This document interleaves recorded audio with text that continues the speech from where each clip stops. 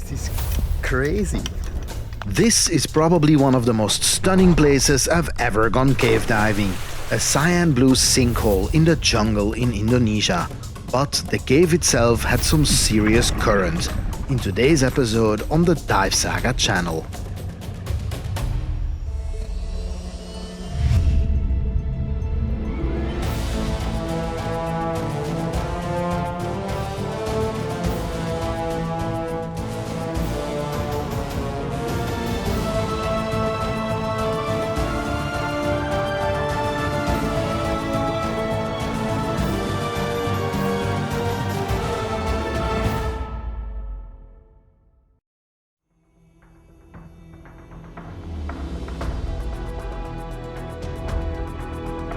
I'm in southeast Sulawesi in Indonesia for a cave diving expedition.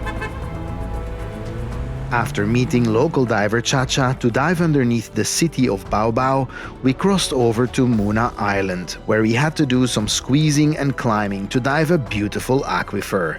The area is so rich in caves that there was even a highly decorated cave right underneath our campground. Today is the halfway point of our expedition. Chacha knows I'm a sucker for beautiful cave entrances, and according to him, today is the most beautiful one of them all.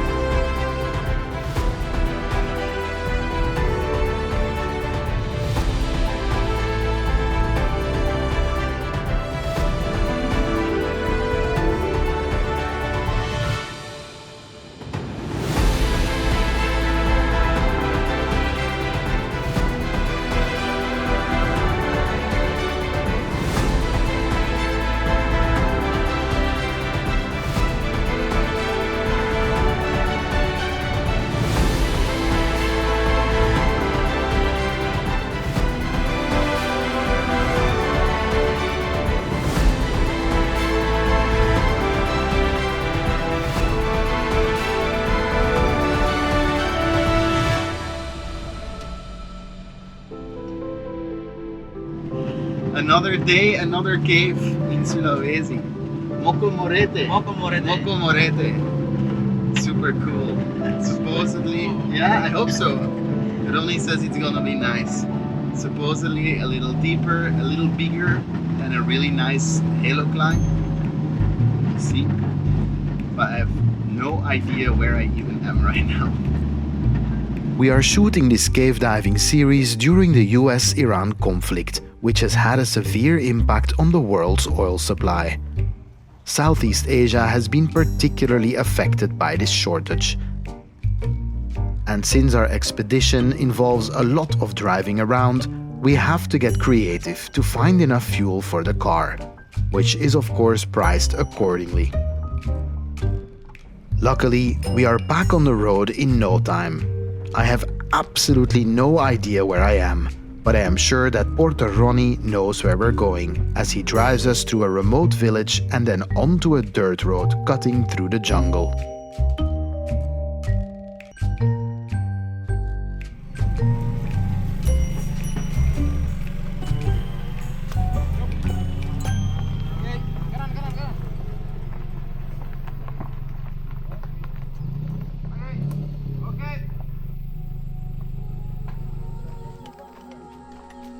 From here, all I need to do is grab my camera and follow my friend Chacha through the bush to have a first look at the cave entrance.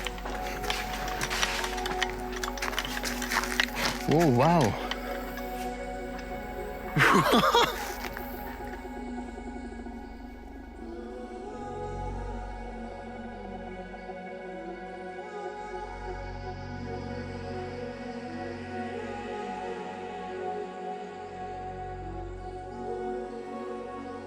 Wow, this is crazy. And that's so blue.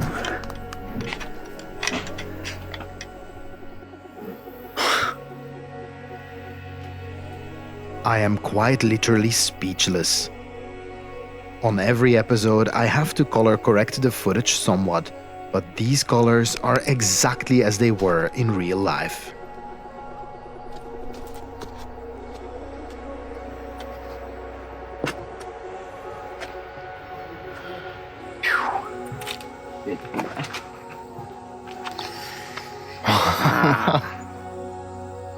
Hey.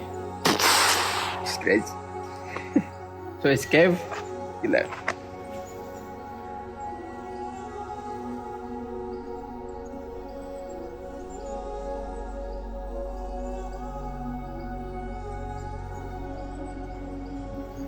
I can sit here Yep. for hours. Yeah.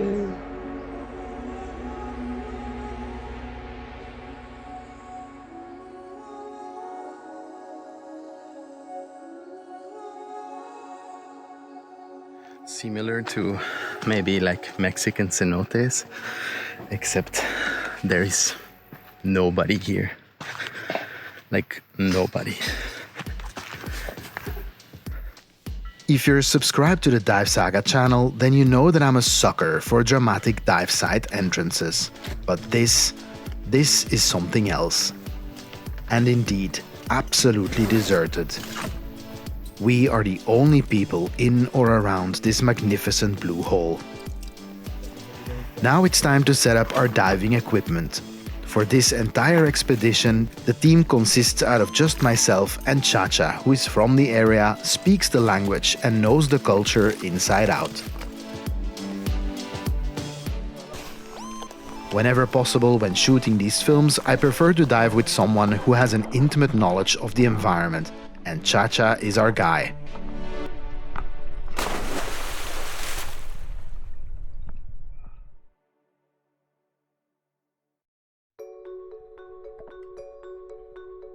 Time to get serious and focus on the dive. The blue hole may basically be like a tropical open water site. The cave that it leads into is not. So we perform our pre-dive checks rigorously and start our dive.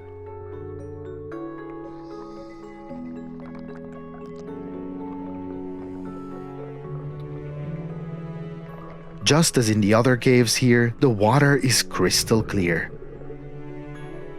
So far, all of our cave entrances were mostly inside dry cave environments. But here, that same clear water sits in direct sunlight in the middle of the jungle, and the colors that produces in the open water section are jaw-dropping. I see a crab running across the sandy bottom. It's worth knowing that this body of water is actually connected to the sea via the cave we are about to dive into. And then I notice something I don't quite recognize. It looks just like a piece of algae that came off of one of the branches we just swam by and is just floating to the top. But look at how it moves. It seems to be swimming very deliberately. I've asked several biologist friends and nobody seems to be able to give me an answer as to what this is. Is it really just a piece of algae floating up and accidentally made to move like this by the water movement around it? I'm not sure.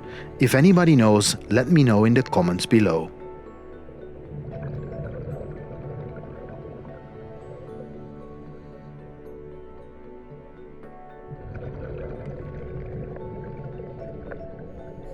We've reached the other side of the pond where the cave is located, and we prepare for entry with our cavern line. Whenever diving in places like this, I always wonder what it must have been like to be the first person to see this magnificent pool of blue water, and then, presumably hundreds or even thousands of years later, to be the first person to decide to scuba dive into the cave. In most places, that can be hard to imagine, but here in Moko Morete, we are clearly the only people around, and that feeling is almost tangible.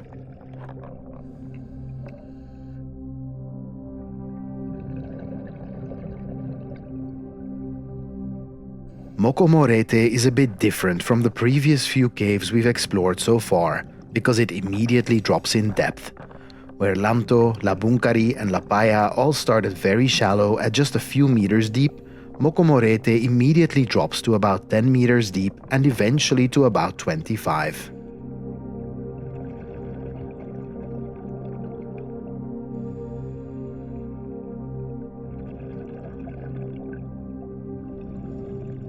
The blue pool we entered from is a sinkhole. That means it was once part of the cave until the ceiling collapsed and revealed a beautiful and convenient entrance.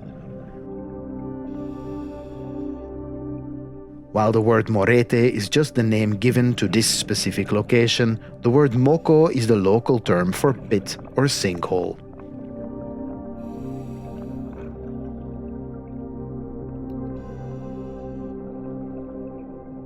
Even this far into the cave, where absolutely no daylight penetrates, there is still some life to be found here and there. And if you're wondering how that life made it into the cave in the first place, even when there was no sinkhole, it's worth knowing that this cave is connected to the sea.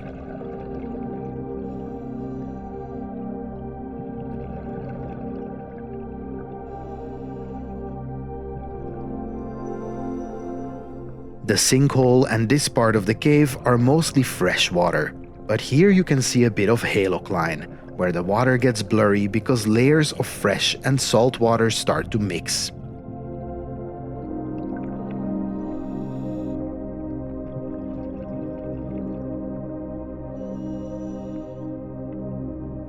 In general, Moko Morete is not as decorated as, for instance, La Paya in our last episode.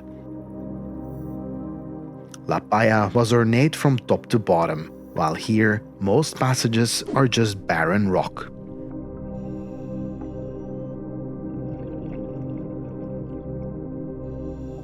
Nevertheless, here and there we can find some small stalactites and even columns, which are stalactites and stalagmites that have met and fused together.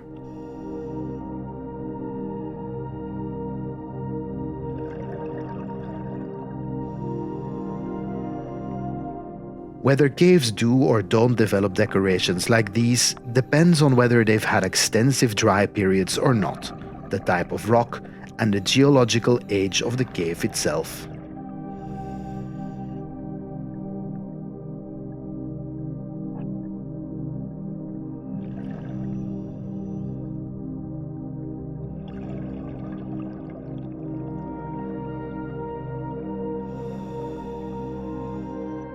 Moko Morete may not be the most decorated cave in the area. It does have some beautiful wide open passages to enjoy. For those cave divers who enjoy feeling small in comparison to their surroundings, this is a great place to explore.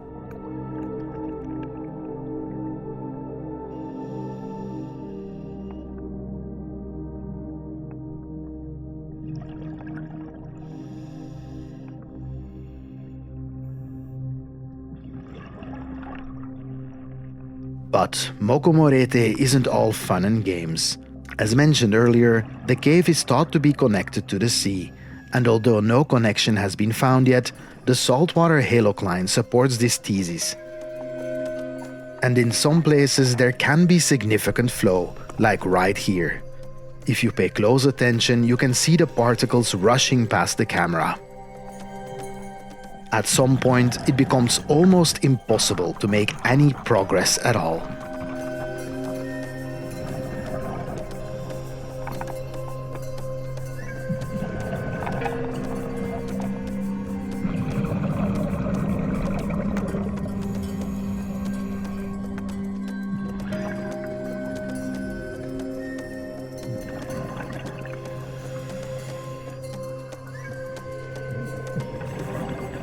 A big part of this passage is also situated exactly where the halocline sits, the separation layer between fresh and salt water, greatly compromising our visibility.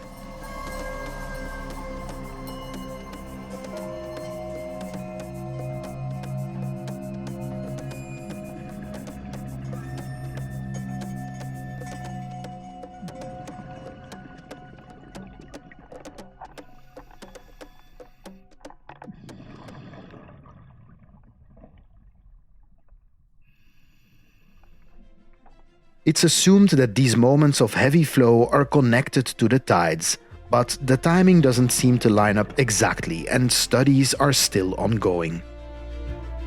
Beyond this tricky passage lies another set of wide open spaces.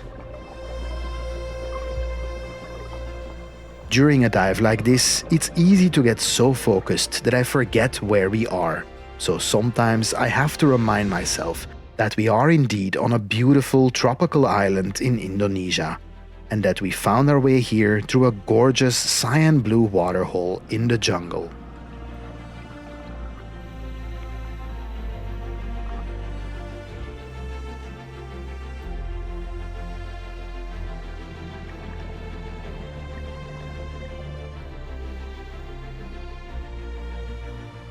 In my opinion, cave dives are best enjoyed when we are cognizant of the complete picture. Their history, their location, how easy or hard they are to reach, the entrance, the visibility, the decorations, and of course the company.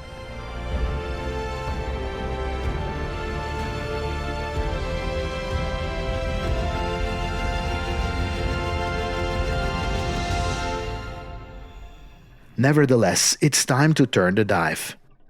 Kicking against a strong flow has taken a toll on our gas supply, and turning a cave dive in a timely manner is definitely one of the key principles of survival.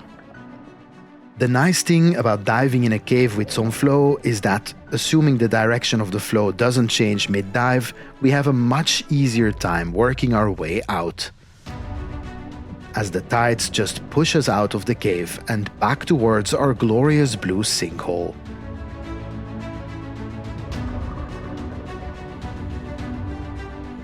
We clean up our cavern line and ride out the little bit of decompression obligation that we had racked up during the dive. The final bit of this decompression can even be completed by gently swimming around in the blue jungle pool, enjoying the warm water and sunlight. I've definitely had much colder and much less enjoyable decompression stops than this one.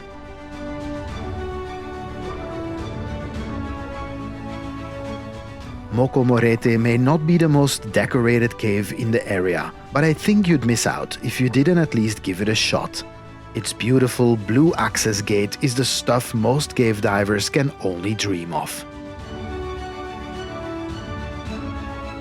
Next week, in episode 5 of our Caves of Sulawesi series, we're looking at some 4,000-year-old cave paintings and exploring the waters of Laode Panu Cave. So make sure you subscribe to the Dive Saga channel and consider clicking the join button and becoming a supporter. Thank you guys for watching and see you next time.